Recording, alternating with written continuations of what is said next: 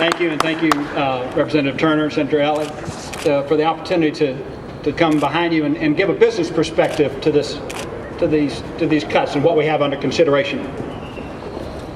I'm a member of the Greater Houston Partnership. They are part of what they call the Metro 8, the 8 largest chambers of commerce in the state. They represent about 60% of the businesses of the state. And they have been on record and continue to be on record that giving up federal matching funds is really bad math.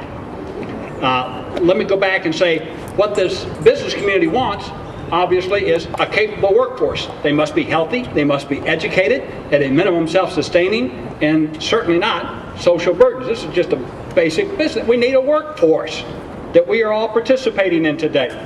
But what we have is a budget bill going forward that undermines all that with a number of permanently irreversible situations.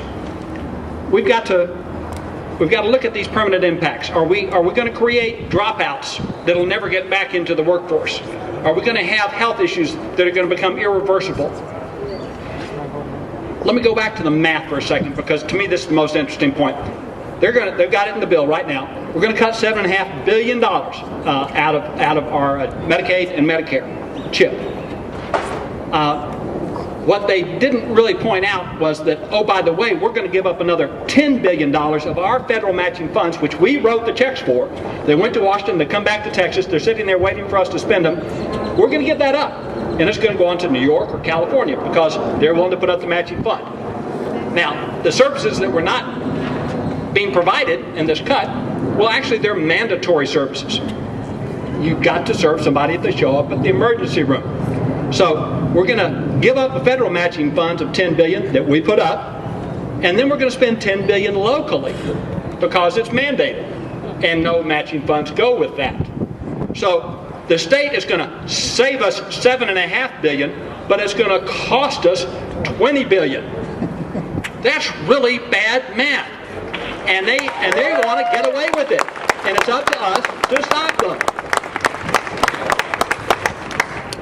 There's an area I've spent a lot of time in over the last 25 years. It's prenatal care. It's a pretty good example of what this can mean. They're talking about cutting prenatal care for tens of thousands of pregnant women. Let me tell you how the math works on that.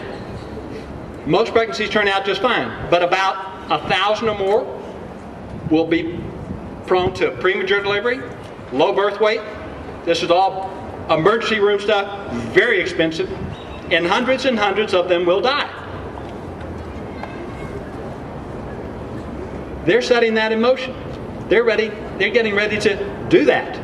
And the cost of all that is far greater than the savings. This is just maddening. Let me go one more way. This is an administration and a legislature that is telling you at the beginning of the session that they had to have an emergency passage of a bill that elevates birth, where at the same time they're pushing tens of thousands of pregnant women off of a health care cliff. We have to stop that. We must remove that veil of hypocrisy from what's going on here. And here's the most maddening part to me as a businessman. You know how much it's going to cost to fix this thing? If we do it right on the way in, it'll cost about 1 red cent. If we have a temporary revenue decline, which is what we have, then let's let the remedy reflect the problem. It's reduced revenues, not expansion of services. We certainly don't overserve, and we're not trying to expand services. We're just trying to maintain services. 1 cent temporary sales tax for the next 2 years, plus the rainy day fund, would balance the budget, bring back our federal matching funds, provide prenatal care to tens of thousands of women, keep our children in school. Come on, folks. Let's get them to where they can understand that.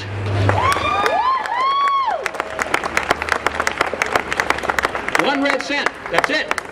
Let's make this happen. Thank you.